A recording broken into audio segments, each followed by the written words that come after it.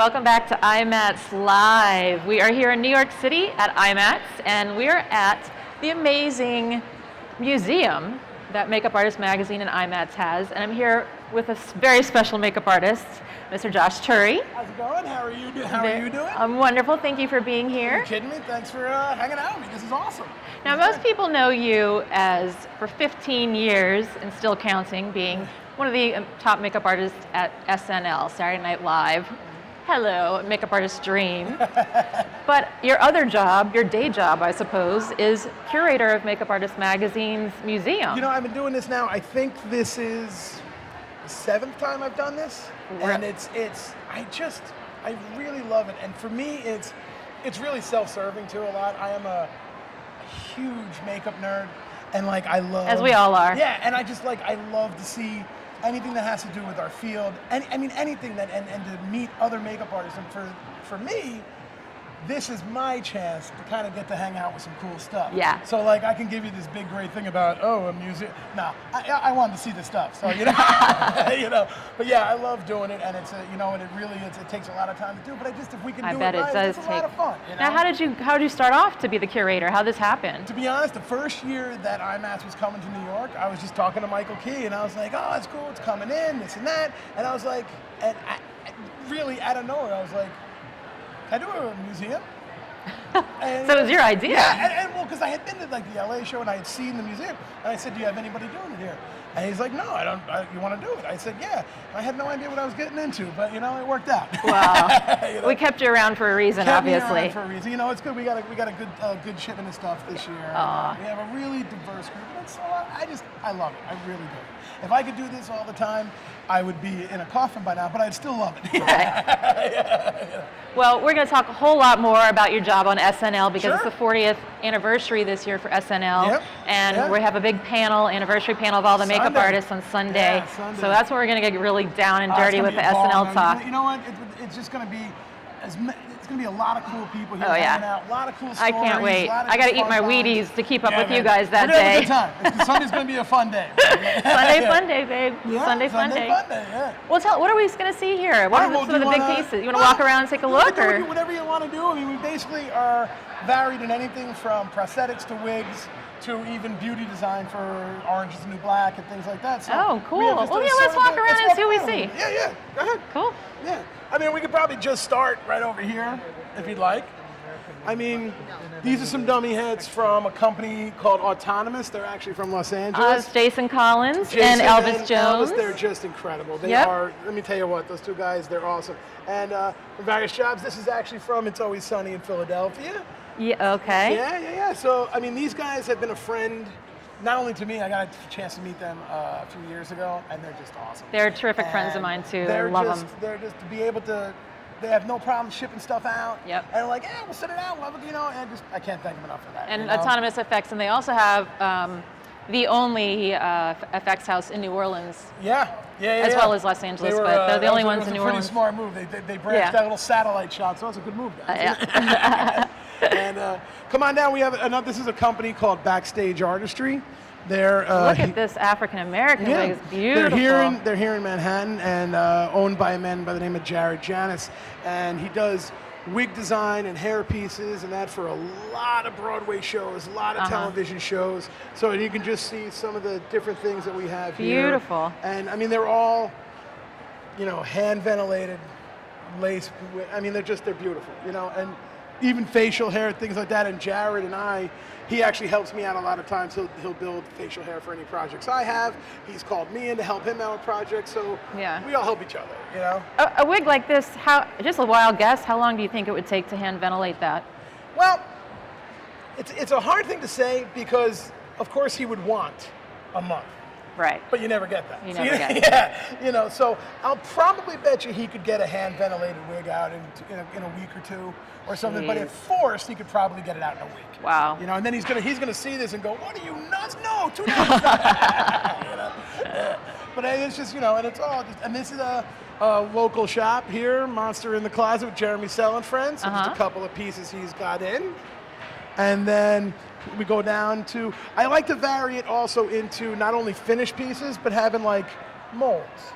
so people can sort of see what the inner workings of a piece is. So this is a collapsible core mold made by an artist here in town named Brandon Brother. That's terrific to show, so people can see where it comes from. Yeah, you can sort of see everything that goes with it. And it's still a piece of silicone with the flashing still on, how it looks on the mold. And we always leave, you always leave, when you're applying silicone, you always leave the flashing on. Yeah, you need that flashing, Yeah. Go down to Craig Lindbergh is a guy here. He does a lot of stuff for the show Royal Pains. So it's various pieces and teeth and arms from the show Royal Pains. And then these are local guys out in Long Island. It's actually a really fun idea. It's a zombie paintball hunt. So like The Walking Dead with paintball. Yeah, so you go out there and what they do is they have, 50 people made up every night as zombies and you get to shoot them. Oh, so that's great. I just thought, you know what? Usually awesome. What we do is like my theme always for the museum is from a production. It's got to be from a production. Yeah. People got to recognize it. But we started thinking about this, and I said, you know what? It's a live production here in New York that you never really get to see. So why not let them show us? It might be something people have never heard of before. That is because sometimes cool. makeup doesn't just have to be film and TV. Right. And then we come over to one of the larger wig companies in New York. This is Wig Fitz. And this is some of the varied stuff from the Today Show and Kelly Ripa's Snooki wig from Halloween. And there's my dog was Snooki for Halloween one year. Yeah, he was. Awesome. He was. Awesome. And that's Jimmy Fallon's Bieber wig. Yeah. That's his Bieber wig. Totally, I recognize it. And the same thing too. All hand ventilated human hair. Wow. And what's this guy here? We're coming down to Mike Marino's company, Prosthetic Renaissance, and this is from a movie called Deliver Us from Evil. That is nuts. Yeah, it's beautiful, isn't it? Really beautiful. Yeah, and then you have some of his prosthetics laid out, and I believe the that's wrong. Cat. That's just wrong. Yeah. All you cat ladies out there, don't watch this. All the dog lovers, look right now. And then come down the line. He's got his Ben Stiller. Here's the famous Ben Stiller, Night at the Museum 3. Yeah, that's the stunt mask from Night at the Museum. You see, you can't see this anywhere else but IMATS. No. You really can't. And to be honest with you, that was another thing that makes me do this, because most people never get to see anything like this. Of course So not. even the people, you get a lot of people here that aren't makeup artists that are just, or maybe they're makeup artists, but they're not makeup artists on film or TV. And they've never seen anything like this. And if somebody young happens to come in and they're like, oh. And that inspires them to come join our world. So it's just a little into what we do, Well, Mike Fontaine, that's how he Exactly. He came and saw this and said, I want to do this. He said, I want to do this. That looks fun. And now, look, do that. Now he's doing this. And now he's doing this. We come around here. We got, this is another company here, Gerner and Spears. And they do a lot of really cool horror stuff. Wow. And this is the University of North Carolina School of the Arts. I thought it was a really interesting idea. They have a pretty in-depth prosthetics and wig program. Like, to the point where, I mean, they have guest instructors come in, like I went and did something for them, but they have great instructors. But the main instructor, a woman by the name of Crystal Shanna, she's a brilliant hair artist. And so this is some of her students' work and from productions in the Carolinas and things like that. And a little slideshow going, but they have a pretty intense program that they do. The major is filmmaking? No, they're actually, it's prosthetics, hair, it's a major in prosthetics. Theater arts like that, Gee, that's and they even great. go into wardrobe design on some of it, and we went down and did like a transfer class with them, and I did a silicone application. Their students are incredible, and they're getting into some really intense stuff. This with the dragon chip in the hair, and the wig, that a drag queen would kill for that. Yeah. Would kill for that. You kidding me? Anybody, look at that thing, it's beautiful. It's beautiful. And I work on Orange is the New Black. I've been there for 3 seasons now, so we did a whole orange table. So I had Michael Bigger and Karen Router, who are the department head and the key, and Mandy Bassetti also give me their design sheets for their These are their actual design sheets. Yeah, and what's interesting is, like, a lot of times in the museum, we just have prosthetics and stuff, and I was like, well, there's other... It's not just a prosthetic show. Prosthetics. So that's why I was thinking it was nice to be able to throw these in there so people can come by and go, oh, especially with a show like Orange, where a lot of people look at it and say, oh, well, they don't have a lot on. But when you look at the design sheet, you go, you know as well, there's a bunch of makeup there to make it look like there's no makeup there. No makeup. Yeah, so I really And people love this show, so I'm sure they would love to see behind the scenes of it like this. And like I said, I really wanted to point out that, it doesn't just have to be a piece in the museum. You know, a couple of years ago, we did a whole theater thing from the city, so we had like Lion King, Wicked, and all that here too. So every year we try to do God, you know everyone. You really have to know everybody. This is what I'm saying to you, is because I'm such a nerd. Like, I'm just like, hey, I'd love to meet the theater makeup artist. So this year at the museum, theater theme. Hey, nice to meet you. It's just, I just like meeting people. Thank God we have you. You know what? Like I said, man, I just love, and my favorite thing in the world, seriously, is just talking to people about what we do, and like, because there's just, I just find that we all just have this same geeky passion that we just, we love it. So it's just cool, man. I love doing this, And you're here during the whole IMATS to talk to people at the museum if they want information about I hang out in the museum. I walk around a little bit, so they can pick your brain. Museum, so if anybody had a question on anything, I could tell them how this was built or how that was built. And we're adding something really cool this year. I have 2 sculptors that are just going to be hanging out all weekend. Eli Livingston and Ray Santaleri, they're 2 of the top sculptors from the East Coast. They're just going to be hanging out all weekend sculpting. So if anybody wants to come down and like, hey, what kind of clay are you using? Why do you use that tool? So it's like, I want to try to make the museum a stop. Yeah. Like an e-ticket ride. Yeah. Oh, we're getting sued. And then you're going to laugh, but the smallest display here is mine. I just put out a couple of my magazine covers, and I had to turn Neil Patrick Harris into a Puddle of Gold for the Oscars, so that's the Puddle of Gold that I glued him into. And that's the piece from the cover. So we actually put his face through, and I had a prosthetic that went around it. And I make all the tattoos for Orange and a bunch of other shows in the city. So I just threw some of the tattoos I make out, and that's another whole aspect that, I'm thinking one year I might just do a tattoo, like tables of just tattoos for film and TV. Especially the huge ones that are like full body back pieces and stuff, and just where you have to cut them into pieces to apply them. And how great it would be for people to see actually how that works. How that moves, yeah. And then we come down into Tom this poor little sucker here. Yeah, this is from the show Forever. And I think actually all of this stuff is from the show Forever. And really beautiful work, all silicone pieces. It's a shame, I think the battery might have died, but the heart inside the chest pumps. Oh, cool. Yeah, so I don't know if it's off or the battery might have died, but we'll have to check that out. Wow. And then over here we're going to start, it really starts in the front, but we'll start over on this side really quick. These are on Sunday with Larson and Eva. They're doing the 100-Year-Old Man panel. This is so, people are just talking about this movie. Let me tell you what, these pieces, look at this makeup. Yeah. This makeup is the talk of the makeup world right now, this 100-year-old man. And we were the luckiest thing in the world to have these guys. And actually, Love, I think it's Love, but it's Love, I just learned that too, So Love and I, actually, he was doing a job a couple months ago and I had a life cast of somebody, so I sent him a life cast. And that's how we got to talking. And then all of a sudden I was like, hey, you wouldn't want to send some stuff, to the museum, and then they got him to come out. So it's that trickle. Yeah, I'll get to talk to him too. I can't wait. It's really He's an amazing exciting artist, and I'm just, like I said, we're lucky. You seem like the kind of guy that can get anybody to do anything. Oh, you give me enough time. I'm telling you. And then we'll come around here, and then this is actually one of the sculptors that are going to be here this weekend, Eli Livingston. This is some of his work. Incredible. Yes. And he does everything from like these really small figures all the way up to full heads, full bodies. He does a ton of stuff. So he's going to be here tomorrow and Sunday sculpting.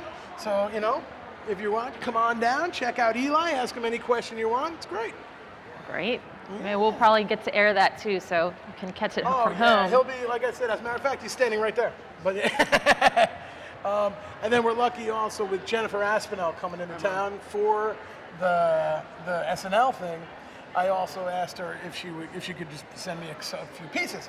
So many shows she's worked on: Toxic Avenger, Mad TV, The Tonight Show, Basquiat, and that's Carson. All My Children. It's not even just it's not even that. It's just The Tonight Show. It's Carson. You know? Oh, like, gee. Yeah. Oh, And this is wow. from Street Trash, which is, come on. Yeah. Come on, you know?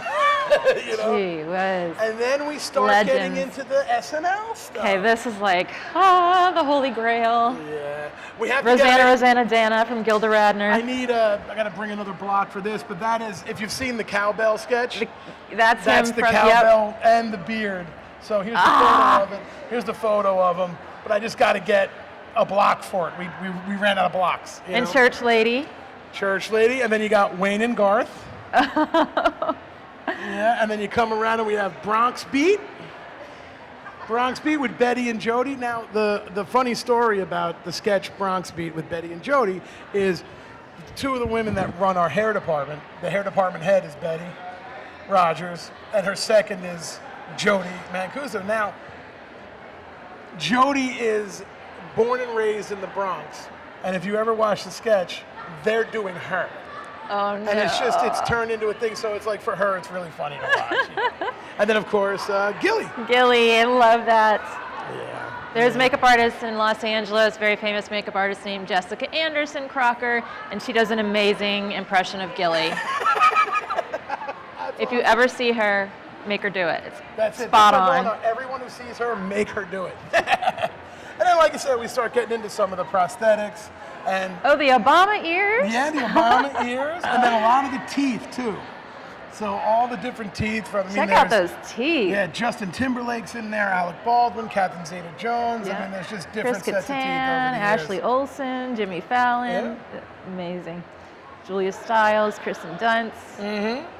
That's great. And then I threw out this picture. I found this picture of the first makeup department head from SNL, Franny Kohler. She's on the right-hand side there.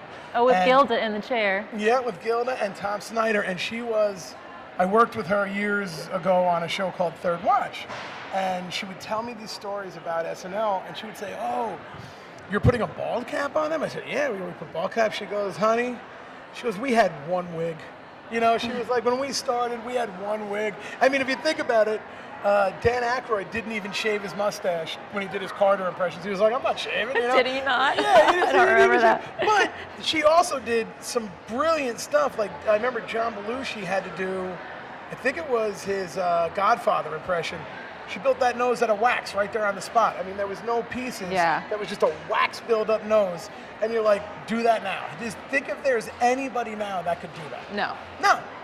Right? You know, I'm sure we would get it if we tried. Yeah. You know? Well, we're going to go way deeper into all that on Sunday when SNL reunion show. So come back Sunday. There's the original Conehead. That mold. Yeah. That mold was actually made back for the first season. And I believe it was Carl Fullerton and Michael Thomas who made them. What they did was interesting. It was a two-piece mold, but then they reclosed it and seamed it. So they could just dump the latex in it. Because there was only one made on Dan Aykroyd, and all three of them wore the same one. Even the women. Yeah, they just put them on, you know. And it's funny if you look closely. You can probably see that actually now that I think back. They had strategically placed eyebrows. Yeah. I love it, but that makes it even more funny. Yeah, it's just you know what? It's the best, you know. Gumby, Goat Boy. Martin and there's Short, the Clinton. And this is for me one of the funniest things. With Dan Aykroyd. Oh yeah, the thumb. When he cut the dickens out of his thumb. So it's actually, I'm going to lift it up for a second, but basically it just kind of goes on, and he would just hold it, and the blood would pump through it. And were they underneath the counter just pumping away? Yeah, the effects guys would be underneath it, just pumping and pumping and pumping away and doing that thing, and it's just stuff like that. The special effects guys told me one day they found that in a box. I was like, can I have it? You know, I have to return it to them, but I'm going to get them to give me it. I want this thing, you know. Well, and then just some examples right here of facial hair, and a really quick, that's Norm Macdonald's Burt Reynolds mustache, and Barry Gibb. Oh, the Barry Gibb, Jimmy Fallon's Barry Gibb, awesome. Yeah. He's just, the first time he did that sketch, it was just, none of us really quite were like, what?